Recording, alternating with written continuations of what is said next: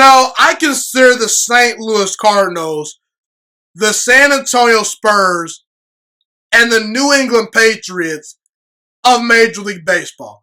They feel very New England Patriots-esque, very San Antonio Spurs-esque. They're a well-run organization with an excellent farm system.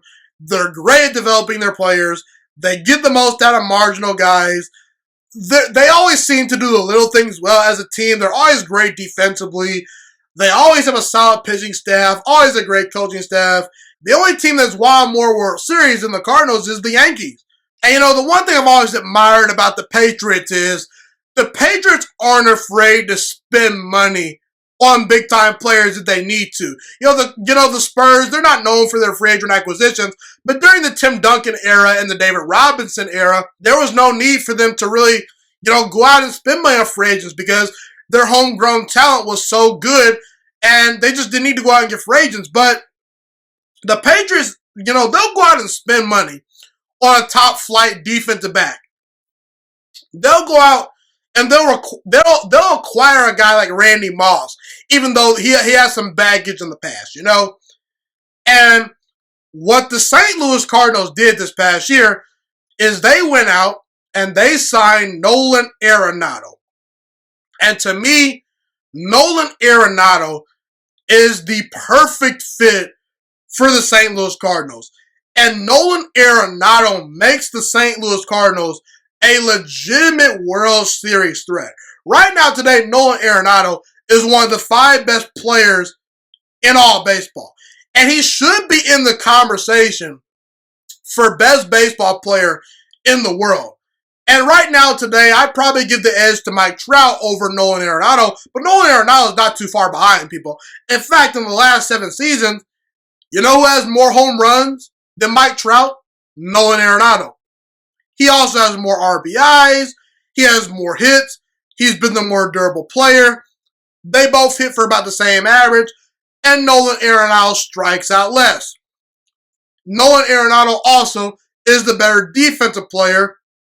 I could argue Nolan Arenado is maybe the best defensive player in all baseball. He's that good at defense.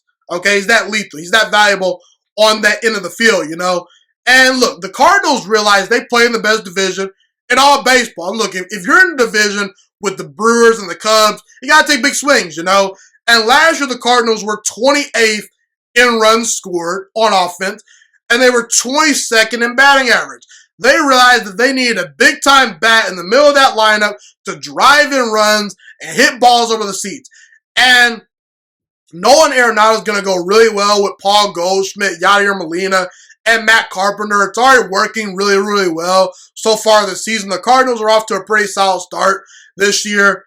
And the Cardinals already had a pretty solid pitching staff, as they usually always do.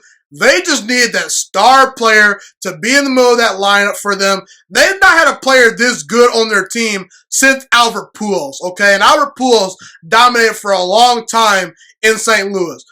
I don't think Nolan Arenado is ever going to be as good as Albert Pujols was, but Nolan Arenado has a chance to dominate in St. Louis for a long time, at least the next, 10 years if he decides to finish his career in St. Louis. And he's a big-time bat in the middle of that lineup. And the Cardinals, they're in the World Series picture, no doubt about it, because of a guy like Nolan Arenado. Keep your eye out on the Cardinals. They're really good, and Nolan Arenado is a player you should be paying attention to going forward. Thank you so much for watching this video today. Please also note that the Juice Alert Sports Podcast is not just a YouTube channel. It is available on all podcasting platforms, including Spotify, Google Podcasts, iTunes, and Apple Podcasts. Also, if you enjoyed this video, be sure to like, comment, subscribe, and share this content with all your friends. This podcast is my favorite thing in the entire world right now. It is my passion. And I want more people to listen to this podcast. I really want this podcast to grow. Also, a fun fact about me is that I want to go into the sports broadcasting and media world once I graduate from the University of Toledo, a college in Northern Ohio. I am looking to become one of the next great sports broadcasters and analysts out in the world.